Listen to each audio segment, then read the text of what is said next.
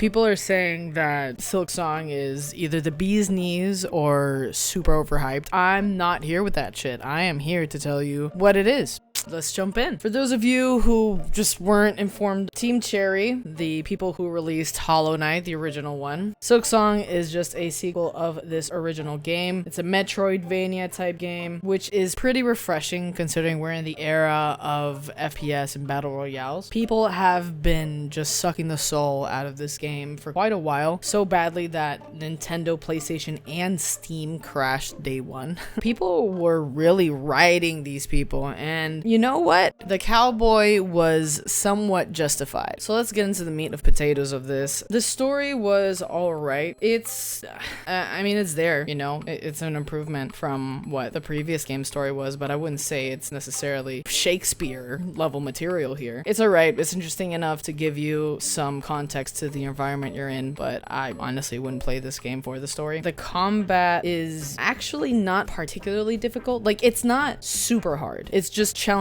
enough, which I don't see anything bad with that. Some people are just gonna have a whole problem with the fact that, hey, a game doesn't have to be a Souls-like to be enjoyable. And then there's people who are gonna, you know, cry about the fact that it's a teensy bit difficult. I feel like this is in a really good sweet spot if you don't really take the difficulty to heart and know how to enjoy a game regardless. I feel like it's somewhat in a middle ground. And for those of you who lack some good old finger skills, this is probably going to be a decent game to get that going. Being able to swing upwards is ironically a really refreshing thing that Hollow Knight has had forever. Sometimes just the side to side isn't enough for me, so playing a game that allows you to just go upwards or attack upwards is somewhat refreshing in my eyes for some stupid reason. Now, the enemies are unique. The way that they end up kind of attacking you are all unique in a weird way. Do I mean that they are just the second coming of Jesus Christ? Probably not. These changes are relatively subtle. They're not difficult to deal with. Obviously, I'm not talking about the bosses. The bosses themselves kind of go up in difficulty as you progress, while the rest of the enemies remain a little stagnant. You kind of just get used to certain patterns along the way. So that's that. Something that tends to happen is that smaller enemies do end up bunching up sometimes and kind of cornering you in a way that might make it difficult to get out of certain situations, which you might enjoy, might piss you off. I think that's kind of the point. Mind you, even though I'm kind of giving some lukewarm commentary on this, the combat is alright, right? Like, it does have a certain level of skill that you require and makes it fun, but not overly challenging. The rest places are, well,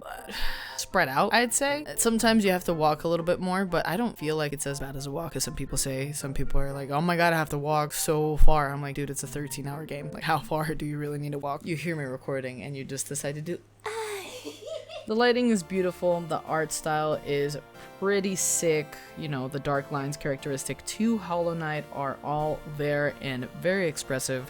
They do add to the atmosphere as you're playing. There is an improvement from the first game. Some people might not notice it as much, and mind you, it's not like we're making this game the next Assassin's Creed, you know, but it is visually a step forward, and if you don't really see it, then I don't know, you're playing with your eyes closed. The environment overall just looks alive. The small details, like the little dots of light that you see across the Moz Forest, is really cool. It shows that the success of the first game was well met within the studio. They didn't really take it, you know, and just run with it, but they analyzed what they did good and they put the money to good use, so that's good. The music just hits you like a train. It's from the get-go. It's pretty intense. It kind of surprised me. I didn't expect the ambiance to be that well set in an indie game, but they did an amazing job. It just immediately brings you into the world, and it's something that I feel AAA struggles to replicate quite a lot, even with massive budgets, so kudos to them. The other parts of gameplay are pretty cool as well. It's just interesting. Kind of forced to play more in a way with the mechanics, which is a good thing if you're really into it, a bad thing if it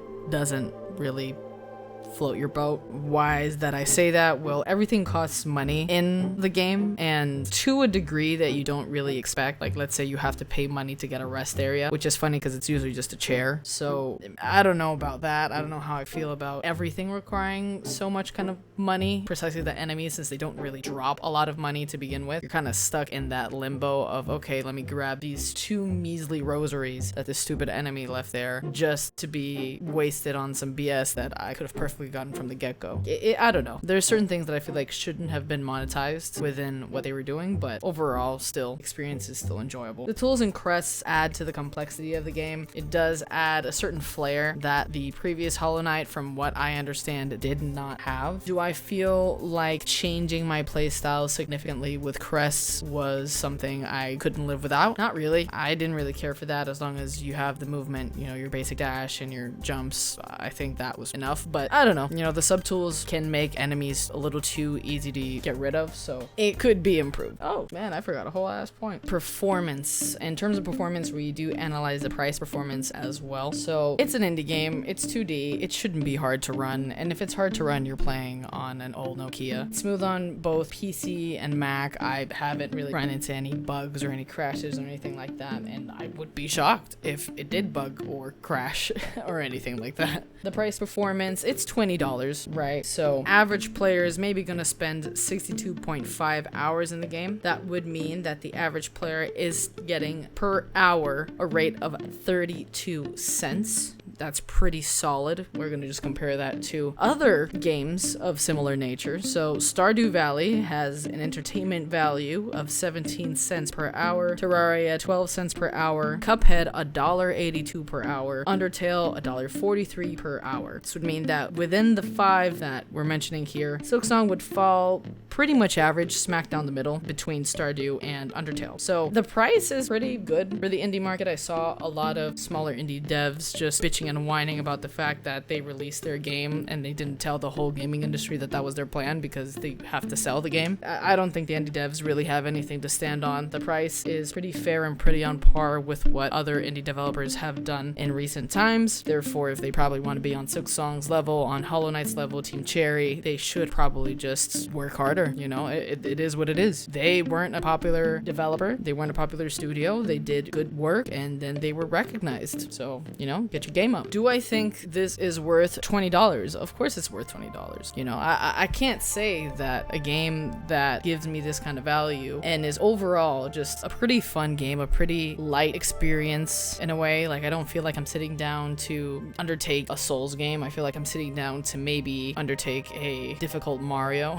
So I enjoy it. I like playing for a little bit after work, and I feel like that's the kind of game that some people might not be looking for. Some people might be looking for more of a challenge. This is not your game. If you haven't played the original Hollow Knight, guess what? It's fine. If you're not too interested in the story, you're fine, right? You just get the basic idea of what's going on and you continue about your day. You watch a few videos about the original one and boom, bum, bow, you're enjoying your game. You know, I'm not the kind of person that believes that we should always judge a sequel so harshly because it's a sequel. You know, judge it also on the basis of it being a good product. And this is a good product. So yeah, I'd get the game if I were y'all. Okay, bye.